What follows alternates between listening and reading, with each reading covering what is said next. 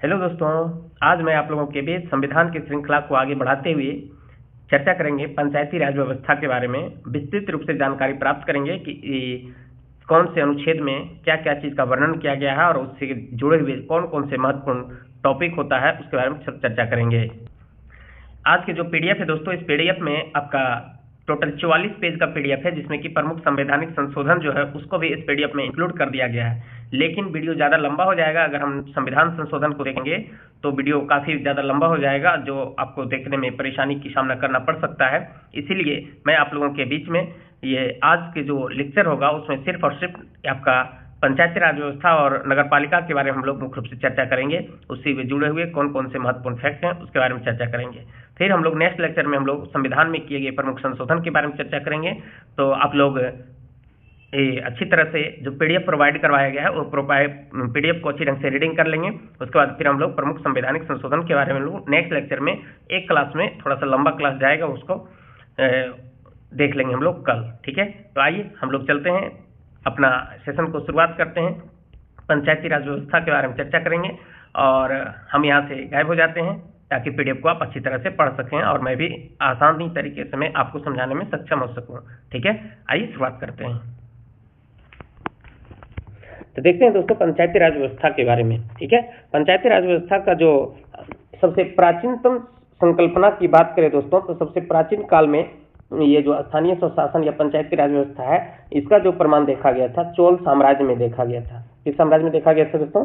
चोल साम्राज्य में देखा गया था पंचायती राज व्यवस्था के बारे में। लेकिन वर्तमान समय में जो है, यानी कि आधुनिक काल की बात करें दोस्तों, तो एक गवर्नर जनरल या वायसराय हुए थे लॉर्ड रिपन। कौन हुए दोस्तों? लॉर्ड रिपन, जो 1882 ईस्वी का संकल्पना स्थानीय स्वशासन के लिए मैग्ना कार्टा का दर्जा रखता है। ठीक है, यानी कि सीधे जानेंगे, क्वेश्चन पूछा है पंचायती राज व्यवस्था या तो स्थानीय स्वशासन का पिता किसे कहा जाता है, तो वो कहा जाता है लॉर्ड रिपन को। ठीक है, बहुत इंपॉर्टेंट है दोस्तों। लॉर्ड रिपन एक अच्छे गवर्नर जनरल या वायसराय में से एक थे। ठीक है, लॉर्ड रिपन को भारत का उद्धारक के रूप में भी जाना जाता है। इसके बारे में विशेष चर्चा जब हम लोग मॉडर्न हिस्ट्री पढ़ेंगे उसमें हम लोग अच्छी तरीके से चर्चा करेंगे कि लॉर्ड रिपन के द्वारा क्या क्या प्रमुख कार्य किए गए थे। ठीक है, बस अभी आप इतना ध्यान रखेंगे कि भारत में स्थानीय स्वशासन का पिता किसे कहा जाता है? लॉर्ड रिपन को कहा जाता है। और इन्होंने ही पहली बार 1882 में पंचायती राज व्यवस्था का संकल्पना रखा था और इसे मैग्ना कार्टा का दर्जा दिया था। ठीक है, पंचायती राज व्यवस्था का मूल उद्देश्य क्या है? ठीक है, आखिर इसको क्यों लाया गया? तो अगर उद्देश्य की बात करें दोस्तों, तो सबसे पहले तो ये गांधी जी का सपना था। ठीक है, गांधी जी का ये सपना था दोस्तों कि हमारा जो राजनीति है उस राजनीति में गांव-गांव के लोग जो है ये राजनीति में उतर सके, इनका भी एक सपना था। और ये डीपीएसपी का एक प्रावधान भी है दोस्तों, अनुच्छेद 40, जो कि ग्राम पंचायत संगठन की स्थापना की बात करता है। ठीक है, ये डीपीएसपी में भी था, गांधीवादी सिद्धांत था।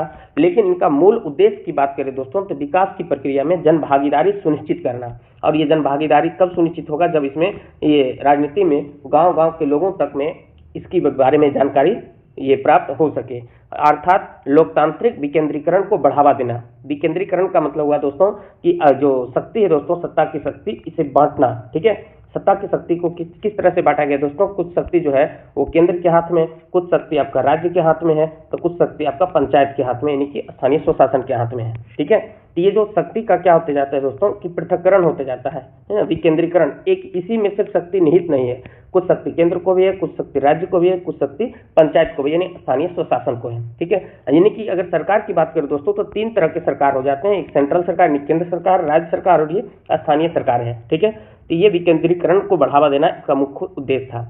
विकास की प्रक्रिया में जन भागीदारी सुनिश्चित करना और लोकतांत्रिक विकेंद्रीकरण को बढ़ावा देना।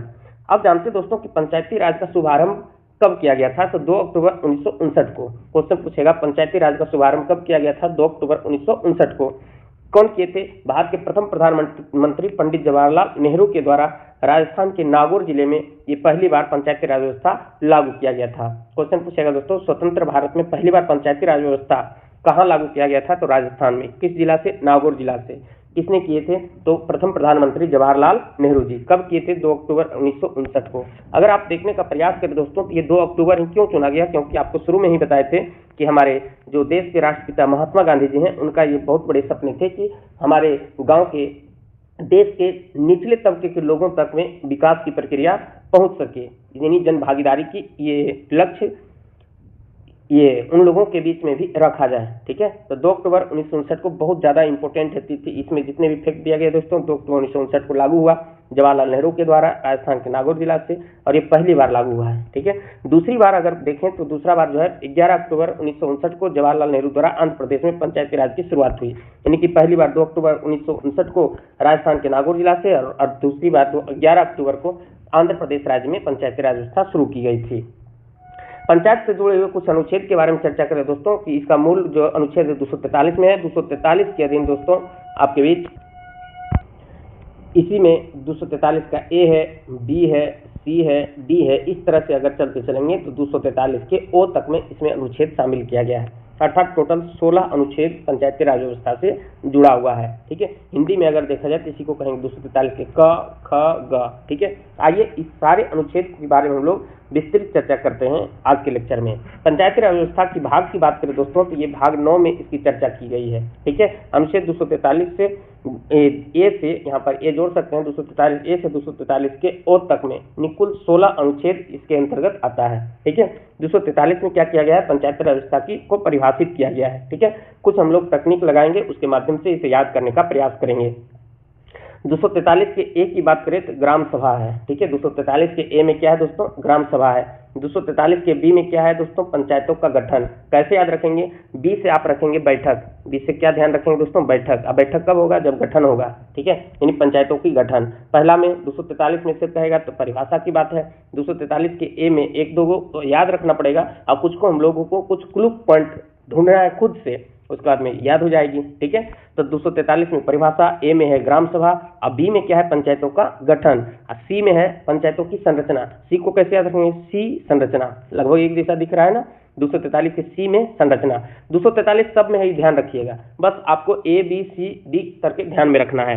तो ए में क्या हो गया, ग्राम सभा, बी में पंचायतों का गठन यानी बैठक, सी से संरचना ध्यान रखेंगे। डी में किस चीज की बात किया गया, सीटों की आरक्षण की बात की गई है। इसको कैसे याद रखेंगे दोस्तों, डी से याद रखेंगे दबे लोग। ठीक है, डी से दबे लोग, और दबे लोगों के लिए क्या चाहिए, आरक्षण चाहिए, तो आप इसे याद रख सकते हैं। तो 243 के डी में क्या है दोस्तों, सीटों की आरक्षण की व्यवस्था किया गया है। और 243 के ई में क्या है दोस्तों, पंचायतों का कार्यकाल। ई में क्या है दोस्तों, कार्यकाल। कैसे याद रखेंगे, ई फॉर ईयर आप ध्यान रखिएगा, ये इतना क्लू नहीं देखना है कि ईयर का मतलब YEAR कार्यकाल ध्यान रखना है, बस इसे ध्यान रखेंगे। ईयर का मतलब यहाँ पर कार्यकाल से आप जोड़ सकते हैं। ठीक है, अब देखते हैं दोस्तों 243 के एफ यानी कि च में क्या कहता है, सदस्यों के लिए अयोग्यता। अयोग्यता इसका कहने का मतलब हुआ दोस्तों कि जैसे सदस्य के लिए क्या क्या जरूरी है, और जो उसको फुलफिल नहीं करेगा तो अयोग्य हो जाएगा। जैसे पंचायती राज व्यवस्था में ये सदस्य बनने के लिए न्यूनतम उम्र 21 वर्ष चाहिए, अगर 21 वर्ष नहीं होगा तो वो क्या हो जाएगा, फॉल्स हो जाएगा, यानी कि अयोग्य हो जाएगा। तो इसे आप याद रखेंगे दोस्तों इस तरह से, एफ से फॉल्स होगा तब ये क्या हो जाएगा, अयोग्य हो जाएगा। ठीक है, फॉल्स होगा तो क्या हो जाएगा दोस्तों, अयोग्य हो जाएगा। 243 के जी में बात करें दोस्तों, ये जीनियस की बात करता है। जीनियस कब बनेगा, जब उसे क्या दिया जाएगा, शक्ति दिया जाएगा, प्राधिकार या उत्तरदायित्व की बात करेगा। तो ध्यान रहे, जी से क्या रख सकते हैं, जीनियस। जीनियस कब बनेगा, जब उसे पावर मिलेगा यानी कि शक्ति मिलेगा। ठीक है, 243 के एच में क्या है दोस्तों, पंचायतों की करारोपण यानी कि हाई टैक्स यानी हाई पावर, ऐसे याद रख सकते हैं। इसका मतलब क्या हो दोस्तों, शक्ति यानी टैक्स लगाने की शक्ति है।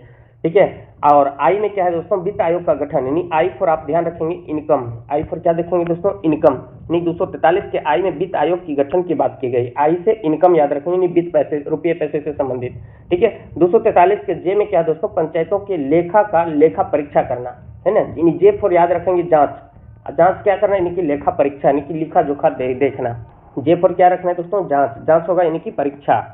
तो 243 के में है दोस्तों, पंचायतों का चुनाव। इसको आप ऐसे याद रखेंगे, के आएगा उसके लिए चुनाव करना पड़ेगा, के आएगा, इस तरह से ध्यान रखेंगे कि पंचायत के अधीन के आएगा, के आएगा तो इसके लिए क्या करना पड़ेगा, चुनाव करवाना पड़ेगा, है ना। और ये चुनाव करवाता है राज्य निर्वाचन आयोग के द्वारा चुनाव किया जाता है। 243 के एल में क्या दोस्तों, संघीय क्षेत्रों पर लागू होना। तो कैसे याद रखेंगे दोस्तों, एल से लागू होना, किस पर लागू करने की बात कर रहा है कि यूनियन टेरिटरी के लिए। ठीक है, यानी कि संघीय क्षेत्र पर लागू होने के लिए की बात कर रही है। ठीक है, 243 के एम में क्या है दोस्तों, कतिपय मामलों में इस भाग का लागू नहीं होना। इसका मतलब यह हुआ दोस्तों, कुछ ऐसे क्षेत्र हैं जहाँ की जनजातीय क्षेत्र हैं या फिर अनुसूचित जातीय क्षेत्र हैं, उस क्षेत्र में ये कुछ भाग में ये लागू नहीं होगा। ये 243 के एम में कहता है, उतना ज्यादा इंपॉर्टेंट नहीं है।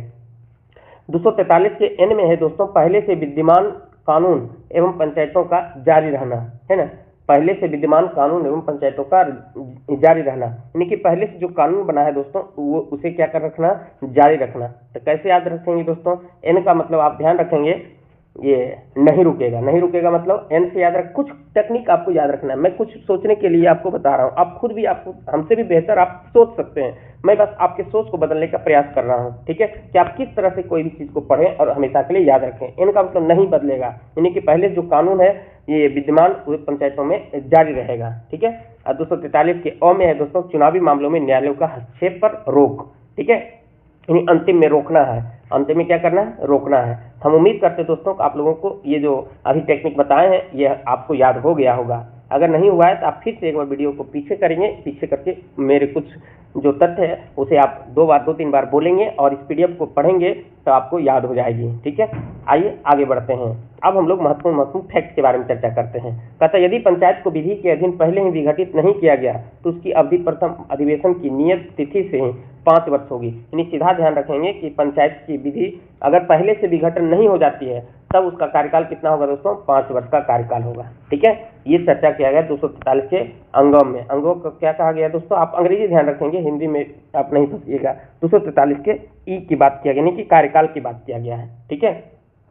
तो 243 कार्यकाल की बात किया गया है, ठीक है।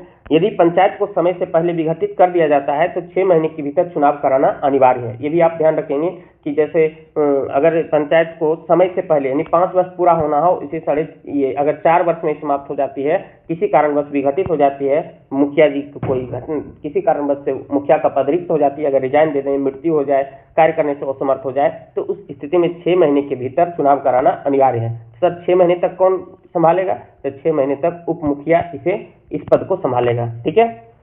अब कहता है लेकिन यदि पंचायत ऐसे समय विघटित हो जाए जब उसकी अवधि 6 महीने से कम बची हो तो शेष अवधि के लिए चुनाव कराना आवश्यक नहीं है। ये भी इंपॉर्टेंट है, यानी कि ऐसे समय में विघटित हो रही है जब 6 महीने से कम बची हो तब चुनाव कराना आवश्यक नहीं है, उस समय काम चलाएगा कौन, उप मुखिया जी। अब जानते हैं कि पंचायत सदस्य बनने की न्यूनतम आयु क्या होना चाहिए, तो न्यूनतम आयु दोस्तों 21 वर्ष होना चाहिए। पंचायत सदस्य बनने के लिए न्यूनतम आयु कितना होना चाहिए, 21 वर्ष होना चाहिए, यानी ये अयोग्यता की बात करता है। एफ 243 के 6 या तो 243 के एफ के अधीन कहा गया है कि अगर 21 वर्ष से कम हो जाएगा तो ये अयोग्य हो जाएगा, ठीक है, यही चर्चा किया गया। ये सब फैक्ट बहुत जरूरी है, आप ध्यान रखेंगे। कहता है दोस्तों कि पंचायतों की वित्तीय व्यवस्था का मूल्यांकन करने के लिए वित्त आयोग के गठन का अधिकार किसको है दोस्तों, राज्यपाल को है। और ये किस अनुच्छेद के तहत गठन कर सकता है दोस्तों, 243 के क्लाउज आई के तहत ये गठन कर सकता है वित्त आयोग। और इसकी जांच करने के लिए ये वित्त आयोग के गठन का अधिकार किसके पास है दोस्तों, तो राज्यपाल के पास है, इसे आप ध्यान रखें, संबंधित राज्य के राज्यपाल से। आप जानते हैं दोस्तों कि पंचायती राज व्यवस्था से जुड़े हुए कौन कौन से महत्वपूर्ण समितियां थी, उस समितियों के बारे में चर्चा करते हैं। उस समिति का गठन कब हुआ और क्या क्या उन्होंने प्रावधान दिया था। तो बलवंत राय मेहता समिति मोस्ट इंपोर्टेंट है दोस्तों, जो कि 1957 में इसका गठन किया गया था। आगे इसके बारे में विस्तृत चर्चा करेंगे। अशोक मेहता समिति का गठन कब हुआ, 1977 में। अभी आप इसलिए ध्यान रखेंगे, फिर इनके द्वारा किए गए कुछ कार्य और उनके द्वारा जो रिपोर्ट दिया गया था उसके बारे में चर्चा करेंगे। अशोक मेहता समिति 1977, जीवी के राव समिति 1985, एल.एम. सिंघवी समिति 1986, 64वां संविधान संशोधन 1989 और 73वां संविधान संशोधन 1993। सबसे महत्वपूर्ण कौन है दोस्तों, 73वां संविधान संशोधन, ठीक है। तो क्या क्या ध्यान रखेंगे दोस्तों, बलवंत राय मेहता समिति कब गठन किया गया, 1957 में। अशोक मेहता 1977 में, जीवी के राव समिति 1985 में, एल.एम. सिंघवी 1986, 64वां संविधान संशोधन 1989 और फिर 73वां संविधान संशोधन 1993, जो बहुत इंपॉर्टेंट है, ठीक है। आइए अब हम लोग आगे चर्चा करते हैं इन समितियों से संबंधित महत्वपूर्ण ये फैक्ट के बारे में। अशोक मेहता समिति दोस्तों 1977 में जिसका गठन हुआ था, ये पंचायती राज व्यवस्था को ये बोले थे कि पंचायती राज व्यवस्था कितने स्तर का होना चाहिए, तो 2 स्तर का होना चाहिए, द्विस्तरीय का चर्चा किए थे, ठीक है। ये चर्चा किए थे कि एक जो है ग्राम पंचायत में होना चाहिए आपका ग्राम सभा, और डायरेक्ट ये जिला के स्तर पर बोले थे, एक जिला के लेवल पर होना चाहिए हेड और एक ग्राम पर, इन 2 का ही बात किए थे। जो बीच में प्रखंड पर आधारित जो आपका एक नई निकाय है पंचायत समिति, इसको ये क्या कर दिए थे, गायब कर दिए थे, ठीक है। तो पंचायती राज व्यवस्था में क्वेश्चन पूछेगा, द्विस्तरीय पंचायती राज व्यवस्था का सिफारिश किसने किया था, तो अशोक मेहता जी ने किए थे। लेकिन वर्तमान में जो लागू है दोस्तों ये कौन सा है, त्रिस्तरीय, यानी कि 3 स्तर के ग्राम पंचायत का गठन की बात किया गया है, ठीक है। जीवी के राव समिति ग्रामीण विकास और गरीबी उन्मूलन हेतु प्रशासनिक व्यवस्था का अध्ययन किया। अब के संस्थानम समिति पंचायती राज संस्थानों के वित्तीय मामलों का अध्ययन किया। ठीक है, ये दोनों भी आप ध्यान रखें, जीवी के राव समिति गरीबी उन्मूलन कैसे किया जाए, ग्रामों का विकास कैसे हो, और प्रशासनिक व्यवस्था का इन्होंने अध्ययन किया। अब जो महत्वपूर्ण है दोस्तों, एल.एम. सिंघवी समिति, ये भी बहुत ज्यादा इंपॉर्टेंट है, क्योंकि यही जो है सिफारिश किया था कि इसे संवैधानिक दर्जा दिया जाए। ठीक है, संवैधानिक रूप प्रदान किया जाए। तो एल.एम. सिंघवी समिति ने पंचायती राज संस्थानों को संवैधानिक रूप से मान्यता दिए जाने की सिफारिश की थी। इस समिति के प्रमुख क्या क्या सिफारिशें हैं, इसके बारे में चर्चा करते हैं, जो मोस्ट इंपोर्टेंट है। एल.एम. सिंघवी समिति क्वेश्चन पूछता है कि पंचायती राज संस्थानों के चुनाव और अन्य मामलों से संबंधित विवादों के निपटारे के लिए प्रत्येक राज्य में न्यायिक न्यायाधिकरण स्थापित किए जाने चाहिए। यानी कि ये जो बात किया दोस्तों, जो सरपंच का जो पद होता है ना, पंचायती राज व्यवस्था के अधीन, ये पंचायती राज व्यवस्था यानी कि न्याय की जो बात किया था, न्यायिक व्यवस्था की बात किए थे, वो कौन किए थे? एल.एम. सिंघवी समिति के द्वारा किया गया था। ठीक है, एल.एम. सिंघवी समिति के द्वारा किया गया था। एल.एम. सिंघवी समिति कब आया था दोस्तों? 1986 में आया था। तो पहला सिफारिश है। दूसरे में कहता है दोस्तों, ग्राम पंचायतों को अधिक व्यवहारी बनाने के लिए गांव को मान्यता दी जानी चाहिए, यानी गांव को मान्यता भी दिया जाना चाहिए। गांव के लिए न्याय पंचायत की स्थापना की जानी चाहिए, यानी कि उसी को इन्होंने विस्तार किया है कि न्यायिक प्राधिकरण होनी चाहिए, यानी न्याय पंचायत की स्थापना की जानी चाहिए। और ग्राम पंचायतों के पास अधिक वित्तीय संसाधन भी होनी चाहिए। ठीक है, अधिक वित्तीय संसाधन, रुपया पैसा रहेगा तभी तो डेवलपमेंट करेगा। ठीक है, अब जानते हैं 73वां संविधान संशोधन। अब कहेंगे सर एक आपने पढ़ा है 64वां संविधान संशोधन 1989। तो इस संशोधन के तहत ये पंचायती राज व्यवस्था को संवैधानिक दर्जा प्रदान करने की व्यवस्था ये चलाया जा रहा था, लेकिन ये उतना ज्यादा सफल नहीं हुआ। लेकिन क्वेश्चन पूछता है कि 73वां से सब पहले कौन सा संशोधन ये पंचायती राज व्यवस्था से ही संबंधित था? तो 64वां संविधान संशोधन। आगे संविधान संशोधन का जो चैप्टर होगा कल, उसके बारे में चर्चा करेंगे। इसी पीडीएफ में उसको इंक्लूड कर दिया गया है। 73वां संविधान संशोधन किससे संबंधित है दोस्तों? पंचायती राज से संबंधित है। इसके द्वारा संविधान के भाग 9 243 के ए से ओ तक कुल 16 अनुच्छेद अनुसूची 11 का प्रावधान किया गया है। बहुत इंपॉर्टेंट है दोस्तों। एल.एम. सिंघवी समिति के सिफारिश पर ही भाग 9 के अधीन 243 के ए से लेकर ओ तक कुल कितने अनुच्छेद? 16 अनुच्छेद किस अनुसूची में? अनुसूची 11 का प्रावधान किया गया था। ठीक है, ये 73वां संविधान संशोधन के तहत। अब क्या कहता है दोस्तों कि वर्ष 1986 में गठित एल.एम. सिंघवी समिति की सिफारिशों के आधार पर, तो देख ही लिए कि 73वां संविधान संशोधन अधिनियम 1993 के द्वारा पंचायती राज को संवैधानिक दर्जा प्रदान किया गया। बहुत इंपॉर्टेंट है, क्वेश्चन पूछेगा दोस्तों कि किसके सिफारिश पर संवैधानिक दर्जा प्राप्त किया गया पंचायती राज व्यवस्था को? तो एल.एम. सिंघवी समिति के द्वारा। ठीक है, जिसके गठन 1986 में हुआ और संवैधानिक दर्जा कब दिया गया? 1993 में दिया गया था। वर्तमान स्थिति की बात करें दोस्तों, तो वर्तमान में पंचायती राज व्यवस्था कुछ राज्यों में लागू नहीं है, जैसे नागालैंड, मेघालय, मिजोरम, इसको छोड़कर सभी राज्यों में लागू है। ठीक है, ये जो सारा ये राज्य है दोस्तों, ये 7 सिस्टर का राज्य है। अब आप कहेंगे सर 7 सिस्टर क्या है? तो आप थोड़ा पेशेंस बनाएंगे आप लोगों के बीच में। ये शायद ये 1-2 वीडियो और मैं इससे जुड़े हुए जो टॉपिक है मैं वीडियो बना दूंगा। उसके बाद इंडियन ज्योग्राफी पढ़ेंगे, उसमें हम लोग 7 सिस्टर क्या होता है, सभी राज्यों का लोकेशन क्या है, सब के बारे में हम लोग डिटेल चर्चा करेंगे जब इंडियन ज्योग्राफी पढ़ेंगे। ठीक है, तो दोस्तों अगर आप लोगों ने अभी तक हमारे यूट्यूब चैनल को सब्सक्राइब नहीं किया है तो आप सब्सक्राइब कर लें, ताकि आपको जितने भी लाभदायक वीडियो है वो आप लोगों को प्रोवाइड कराया जा सके। ठीक है, तो क्वेश्चन पूछेगा वर्तमान में कितने राज्यों में पंचायती राज व्यवस्था लागू नहीं है? तो नागालैंड, मेघालय और मिजोरम 3 राज्य में। इसके अलावा एक यूनियन टेरिटरी भी है दिल्ली को छोड़कर सभी केंद्रशासित प्रदेश में भी ये लागू है। ठीक है, अब जानते हैं 73वें संविधान संशोधन के कुछ इंपॉर्टेंट बातें। क्या क्या है दोस्तों? कहता है पंचायती राज की त्रिस्तरीय व्यवस्था। ठीक है, ये जो त्रिस्तरीय व्यवस्था है दोस्तों, इसका सिफारिश आपका बलवंत राय मेहता समिति ने ही किया था, और लेकिन इसे लाया गया 73वां संविधान संशोधन के तहत। ठीक है, ये 3 स्तर कौन कौन है दोस्तों? ग्राम स्तर, प्रखंड स्तर और जिला स्तर। ये जो अशोक मेहता जी थे वो सिर्फ ग्राम और जिला स्तर की बात किए थे। ठीक है, लेकिन ये जो 73वें संविधान संशोधन के तहत त्रिस्तरीय व्यवस्था किया गया, तो ग्राम स्तर, प्रखंड स्तर और जिला स्तर। क्वेश्चन ये भी पूछा जाएगा दोस्तों कि वर्तमान में पंचायती राज व्यवस्था में कौन सी व्यवस्था अपनाया गया है? त्रिस्तरीय व्यवस्था या द्विस्तरीय व्यवस्था? ये त्रिस्तरीय व्यवस्था अपनाया गया है। ग्राम स्तर पर ग्राम पंचायत का गठन किया जाएगा, प्रखंड स्तर पर पंचायत समिति का गठन किया जाएगा और जिला स्तर पर जिला परिषद होगा। ठीक है, ये आप ध्यान रखेंगे। महिलाओं के लिए आरक्षण, ये 243 के डी के अधीन दिया जाएगा दोस्तों। दबे लोग, कुछ आप लोग को याद हो रहा होगा। महिलाओं के लिए आरक्षण की व्यवस्था कहता है पंचायती राज संस्थाओं के प्रत्येक स्तर पर 1/3 स्थान महिलाओं के लिए आरक्षित रहेगा। ये संविधान में व्यवस्था किया गया है। लेकिन आपको पता होगा कि ये पंचायती राज व्यवस्था आपका राज्य सूची का व्यवस्था मामला है, तो राज्य अगर चाहे तो इसके आरक्षण को बढ़ा भी सकते हैं, इससे कम नहीं कर सकते हैं। तो वर्तमान में अधिकांश देश भारत के हैं, ऐसा भारत के अधिकांश राज्य से हैं जहां पर कि 50% आरक्षण महिलाओं को दिया गया। और ये पहली बार 50% आरक्षण देने वाला राज्य कौन थे दोस्तों? तो अपना बिहार राज्य था। ठीक है, लेकिन जो संवैधानिक प्रावधान किया गया है 1/3 तो आरक्षण होना ही चाहिए, लेकिन राज्य चाहे तो इसे बढ़ा सकता है। तो वर्तमान में बिहार पहला राज्य ये ऐसा बना था दोस्तों जो 50% आरक्षण दिया था।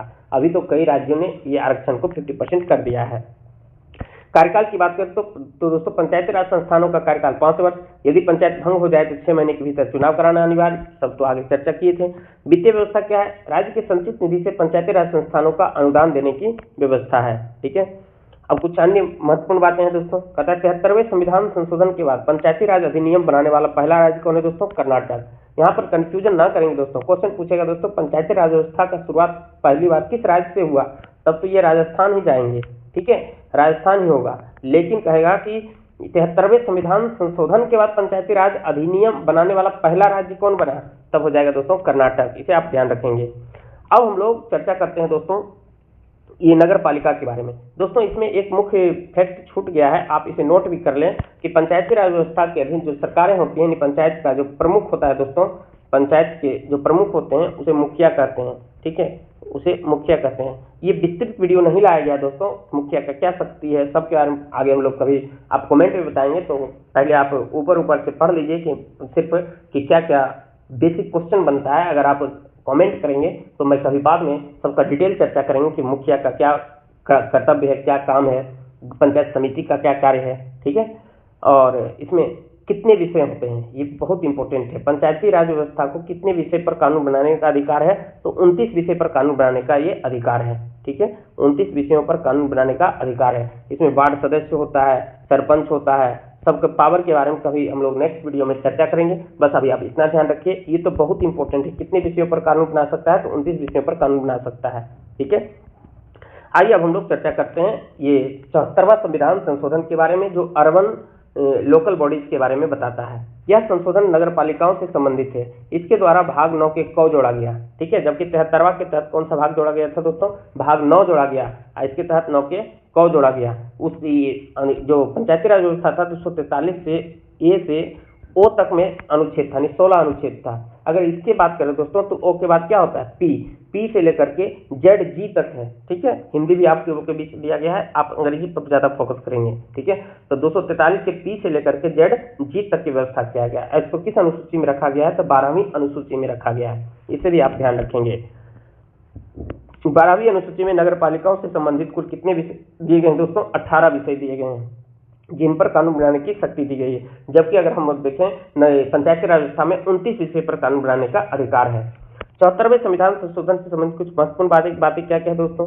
नगर पालिका में 1/3 स्थान महिलाओं के लिए आरक्षित है। दोस्तों जितने कार्य आपने देखा पंचायती राज व्यवस्था के अधीन, उतना ही व्यवस्था यहाँ भी किया गया है। ठीक है, बस अनुच्छेद भाग ये सब में अंतर है। तो 1/3 बहुमत, 1/3 आपका आरक्षण महिलाओं के लिए इसमें भी प्रावधान ये किया गया है। आरक्षण की बात करें दोस्तों, कहता है SC ST आरक्षण। नगर पालिकाओं में SC और ST के लिए भी आरक्षण की व्यवस्था है। इसके अलावा पंचायती राज व्यवस्था है दोस्तों, उसमें भी आरक्षण की व्यवस्था की गई है। नगर निकायों का कार्यकाल 5 वर्ष होता है। अगर विघटन हो जाती है तब 6 महीने के भीतर चुनाव कराना अनिवार्य है। ये भी आपको चर्चा कर लिए हैं उसमें, और ये भी सेम है। नगर पालिकाओं में भी 3 क्षेत्र होते हैं, 3 स्तर होते हैं दोस्तों, नगर पंचायत, नगर परिषद और नगर निगम। नगर पंचायत किसको दर्जा दिया जाता है? कि ऐसे ग्रामीण क्षेत्र जो नगर क्षेत्र में परिवर्तित हो रहा है, अभी हुआ नहीं है। और नगर परिषद उसे दर्जा दिया जाता है दोस्तों जो छोटे नगर है अभी। ठीक है, छोटे नगर क्षेत्र के लिए नगर परिषद होती है। जो आपका जो ऐसा गांव जो कि नगरीय व्यवस्था के रूप में अग्रसर है, तो वहां पर नगर पंचायत का गठन किया जाता है। और जो बड़े बड़े नगरीय क्षेत्र है वहां पर नगर निगम होती है। ठीक है, इसके बारे में भी हम लोग डिटेल चर्चा कभी बाद में करेंगे। इसके प्रधान कौन होते हैं, इसके प्रधान कौन होते हैं, इसके प्रधान कौन होते हैं, इससे भी जुड़े क्वेश्चन पूछा जाता है। भारत में सबसे पहले नगर निगम की स्थापना मद्रास में हुई थी 29 सितंबर 1688 में। बहुत इंपॉर्टेंट है दोस्तों कि भारत में सबसे पहले नगर निगम की स्थापना कहाँ किया गया था, तो मद्रास में किया गया था।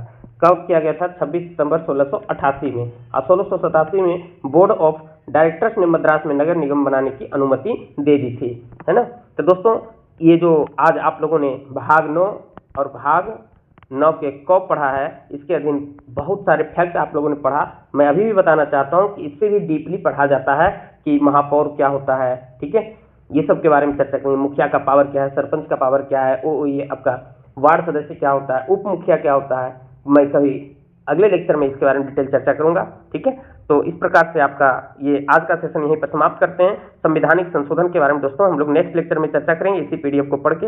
हम उम्मीद करते हैं कि आप लोगों ने हमारे पीडीएफ को भी रीडिंग करते होंगे, और अगर हमारा ये वीडियो पसंद आता हो तो हमारा यूट्यूब चैनल है GK hub by Ramvilas sir, उसे आप सब्सक्राइब करें, अपने दोस्तों को शेयर भी करें, ठीक है, और प्यारे प्यारे से कमेंट भी करें। अगर वीडियो आप देख लेते हैं तो लाइक भी करें, ठीक है। इसी के साथ जय हिंद, जय भारत।